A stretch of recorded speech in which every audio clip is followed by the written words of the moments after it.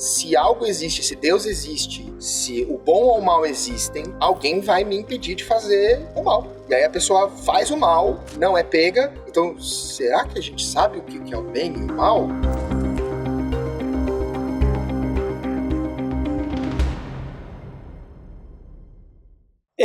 Minha comunidade querida, vamos para um caso da nossa série que está trazendo os crimes reais à luz da psicologia, o meu amigo Caio Mantese. Lembrando, se você mandar um valeu demais, além do like e compartilhar, porque isso a gente já sabe que você vai fazer, se mandar um valeu demais de R$100, você vai levar esse primeiro livro sobre serial killers, Trilogia do Mal, volume 1 sombrio, autografado por mim, o primeiro livro que eu lancei. Nesse livro conta a história do que eu vou falar a seguir.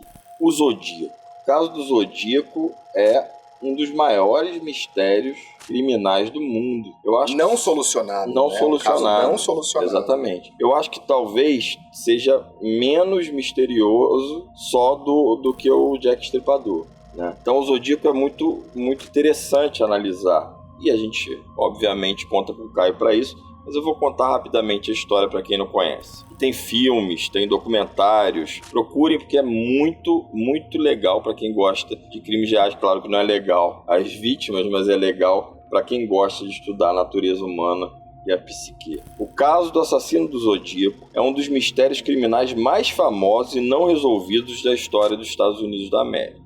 Acredita-se que o Zodíaco tenha sido responsável por uma série de assassinatos brutais na área da Baía de São Francisco, Califórnia, entre o final dos anos 60 e o início dos anos 70 do século passado. O primeiro ataque, amplamente atribuído ao Zodíaco, ocorreu em 20 de dezembro de 68, quando o casal de adolescentes Beth Lou Jensen e David Faraday foi assassinado a tiros em um local isolado próximo a Vallejo, na Califórnia. Alguns meses depois, em 4 de julho de 69, outro casal, Darlene Ferrin e Michael Maggio, foi atacado a tiros em um estacionamento na mesma região. Darlene foi morta, mas Michael sobreviveu, apesar de gravemente ferido. O Zodíaco se destaca demais entre os serial killers por sua postura de ousadia. Ele enviava cartas aos jornais locais, assumindo a autoria dos assassinatos e desafiando as autoridades a decifrar uma série de códigos e criptogramas que enviava junto com as mensagens. Estas cartas, frequentemente cheias de simbolismo e referências astrológicas, por isso o Zodíaco, obviamente, continham ameaças de novos ataques e um desejo explícito de ser notório. Em 27 de setembro de 69, ele atacou novamente, dessa vez apunhalando o casal Brian Hartnell e Cecilia Shepard, que estavam em um piquenique às margens do lago Berryessa. Cecília morreu após ser repetidamente esfaqueada, mas Brian sobreviveu. Então é outro sobrevivente homem do ataque do Zodíaco. O assassino deixou uma inscrição sinistra no carro das vítimas, assumindo o ataque e desenhando seu famoso símbolo, um círculo com uma cruz no centro, que se tornaria um emblema do Zodíaco. Poucos meses depois, em 11 de outubro de 69, ou seja, estava se espaçando o tempo dos ataques, Paul Stein, um taxista de São Francisco, foi morto a tiros em seu carro. Essa foi a última morte confirmada atribuída ao Zodíaco. No entanto, ele continuou enviando cartas para a imprensa, algumas das quais alegava responsabilidade por assassinatos adicionais, embora as evidências ligando o Zodíaco a esses assassinatos eram inconsistentes. Então, ele queria ser muito notado, mesmo que os assassinatos não tivessem sido cometidos por ele. As autoridades locais, juntamente com o FBI, investigaram centenas de suspeitos ao longo dos anos. O suspeito mais notável, que se fala até hoje nesse nome, foi Arthur Lee Allen, e esse nome ficou conhecido. Hoje é o mais provável que tenha sido o Zodíaco, que foi mencionado em várias investigações e tinham centenas de suspeitos, mas ele era o principal. Ele chegou a ser, inclusive, interrogado, detido, enfim, e tinha ligações com elementos descritos pelo Zodíaco. No entanto, nenhuma evidência concreta jamais foi suficiente para ou incriminar alguém. Em 2021, o TikTok Jay Foy, ele alegou que o avô era o assassino do Zodíaco. E dentre os supostos indícios que ligam o seu avô ao Zodíaco, ele cita um dos casos que envolveu a jovem Darlene, que a gente falou aqui, Darlene Ferry. Segundo Foy, Richard estava de plantão na noite que Darlene foi morta e a jovem, uma semana antes, teria reclamado que o policial teria aparecido em sua festa sem ter sido convidado. Darlene teria citado o nome de Richard antes de ser morta. Richard é o avô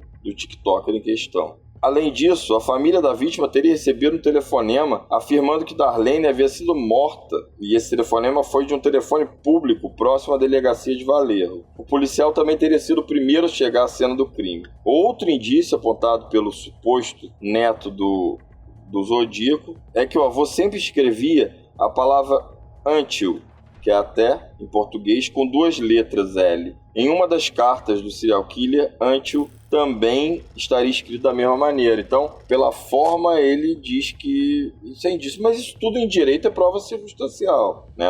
Ele não seria condenado juridicamente. Então, em 2021, um grupo investigativo amador alegou ter descoberto a verdadeira identidade do Zodíaco. Segundo a equipe independente, o homem se chamaria Gary Francis Post, que morreu em 2018. O FBI e os departamentos de polícia de 3 cidades que investigam o caso negaram que a identidade do assassino do Zodíaco tenha sido desvendada. Ou seja, um diz que foi o avô, outro grupo autônomo diz que foi Gary Francis Post, e temos o caso o nome mais famoso ou famigerado, né, que é do Arthur Lee Allen.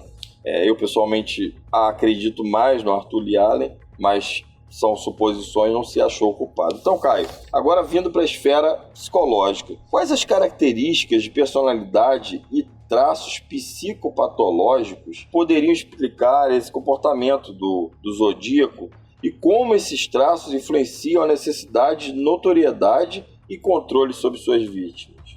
Fernando, acho que a gente está na seara da psicopatia de novo, porque é uma coisa muito pesada. Você precisa passar a sua vida toda dedicada a isso. E o psicopata é alguém que dedica toda a sua vida em prol de si próprio, em prol de um ganho próprio. Algumas vezes a notoriedade, uma coisa ostensiva, né? Que a pessoa quer aparecer, ter seu rosto aparecido e tal. E algumas, como é o caso aí do Zodíaco, elas querem aparecer mais como um conceito do que como uma pessoa. Algo que fura completamente a noção da realidade das pessoas. Como se fosse algo supra-humano, sabe? É um psicopata que é tão poderoso, tão acima de nós meros mortais, que não é que ele não vai ser pego. Ele não pode ser pego, ele é uma fumaça, sabe? E nesses casos de psicopatia muito grave, isso não dá em árvore, você tem sinais, né? É muito comum abuso sexual, é muito comum enquanto criança que esse indivíduo tenha maltratado de animais ou de outras crianças, ou até de adultos, assim, se a pessoa tem oportunidade, costumam ter uma inteligência muitíssimo acima da média, e tudo que elas fazem na vida é uma oportunidade de galgar conhecimento para essas atividades íntimas, né? Então, nesse caso, eu acho que faz todo sentido pensar que o Zodíaco tivesse treinamento militar. Até que o TikToker fala que o avô era policial, né? Tem que ser alguém que conhece o jeito que a força policial o processo jurídico da coisa funcione para que você não caia nessa rede. E ele é um assassino prolífico, né? Foram várias as oportunidades dele ser pego, vamos dizer assim, e não aconteceu. Ele deixou vítimas vivas, né? Que frequentemente, por exemplo, no caso do Boneco do Parque, que a gente já cobriu aqui no canal, foi justamente as vítimas vivas que fizeram a polícia chegar no assassino. Quer dizer, ajudaram a polícia a chegar no assassino de uma maneira mais célere. Agora, pode ter a ver também, dentro desse caso desses assassinos muito prolíficos, psicopatas, você também pode ter alguns casos meio, né, a psiquiatria tradicional não vai falar nesses termos, mas meio psicótico, no sentido de que o assassinato e a notoriedade do assassinato, além de me dar uma satisfação íntima e pessoal, me dá uma prova de que eu sou real. Dá a prova de que a gente não vive numa simulação, assim, que talvez alguns psicopatas se sintam tão acima de tudo e de todos que, bom, se algo existe, se Deus existe, se o bom ou o mal existem, alguém vai me impedir de fazer o mal. E aí a pessoa faz o mal, não é pega. Então, será que a gente sabe o que é o bem e o mal? Então, será que eu posso continuar matando? E aí todo mundo vai ver que isso é o mal, mas eu tô acima do bem e do mal. Que tem a ver com uma falha do teste de realidade, né? E quando você fala de falha de teste de realidade, normalmente você está falando dentro de um funcionamento mais psicótico. Então, talvez tenha vozes na cabeça, tem alguns assassinos mais psicóticos que trazem essa coisa das alucinações auditivas, de que Deus pediu para fazer isso e tal. E talvez um psicopata decida matar outra pessoa para provar a si mesmo que ele não é Deus, né? Que se ele fosse Deus, ele não ia conseguir matar uma pessoa, porque é a santidade da vida humana, e aquilo fica muito legal, porque, meu, você é o cara, entendeu?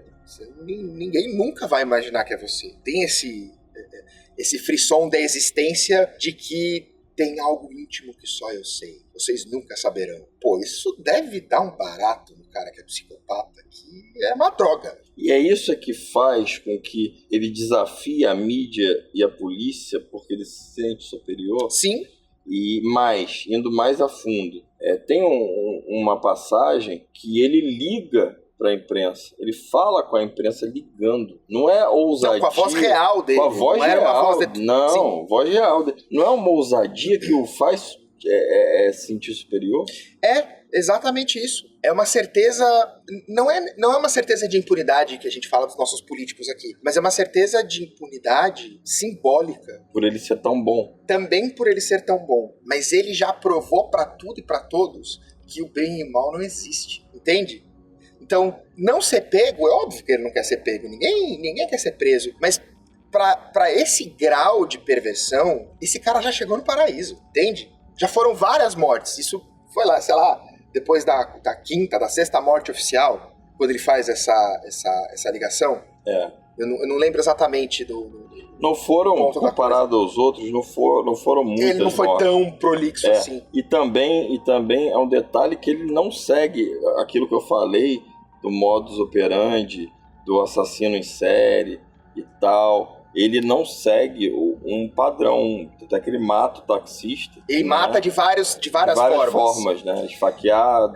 Ele mata de várias formas. Por isso que me dá a sensação de que ele é um militar. Ele é um cara que foi ensinado para matar. E matar de vários jeitos. E é isso que você ensina um militar a fazer, né? Você ensina o que não pode fazer na sociedade. Mas dentro de uma situação de combate, ele tem que fazer o que ele tem que fazer. E é isso que parece que o Zodíaco faz. Ele fez tão bem o que ele precisava fazer que até hoje não pegaram ele.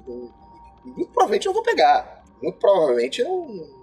Não, já até morreu, né? Não, com certeza, mas mesmo assim, só se a gente inventar a viagem no tempo. Mas acho que a ciência forense que a gente tem e que provavelmente a gente vai vir a ter, a gente não vai saber quem foi. Como é que se trata, Caio, essas vítimas que sobreviveram? E a gente pode trazer também para outros casos, né? Uhum. Tentativas de assalto que saem errada e a pessoa, de repente, toma um tiro, né? Tentativa de estupro ou até consumação. Uhum. Como tratar essas vítimas do Zodíaco, também trazendo para o plano de hoje?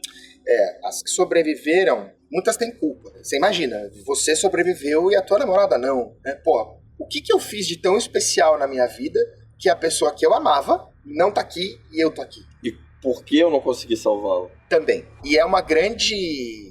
Por isso que eu falei anteriormente que o psicopata, ele, nesse grau de perversão, ele não é só pervertido contra a pessoa, ele é pervertido contra a humanidade em si, entende?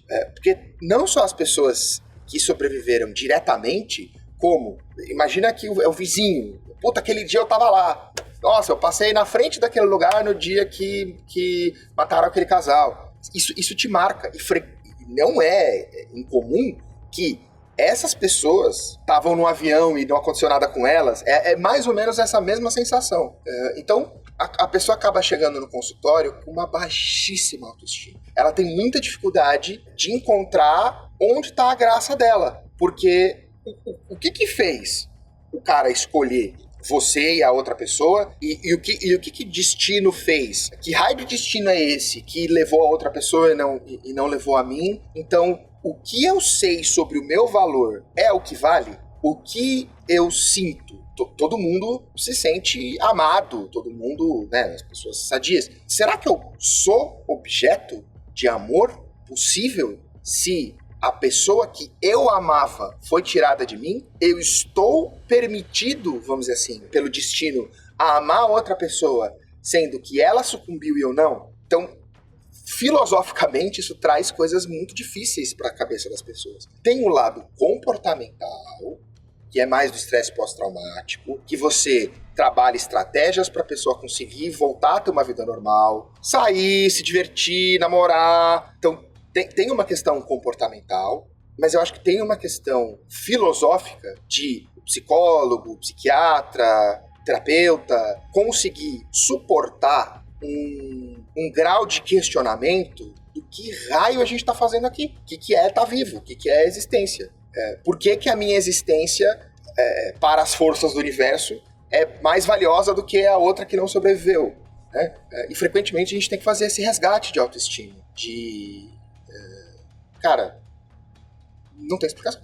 Gente, a gente só vai resgatar a autoestima se você der um like, se você compartilhar, se você comentar, que a gente precisa dessa comunidade. Mano, valeu demais. Diga o que você achou da análise do Caio, da minha contação de histórias, né, reais. E também, se puder, se inscreve. Não custa nada, é rápido, fácil. Também veja as nossas lives. Se quiser o livro, já sabe como fazer. Veja as nossas lives, participe. O Arquivo Estranho é seu. Até o próximo vídeo, gente.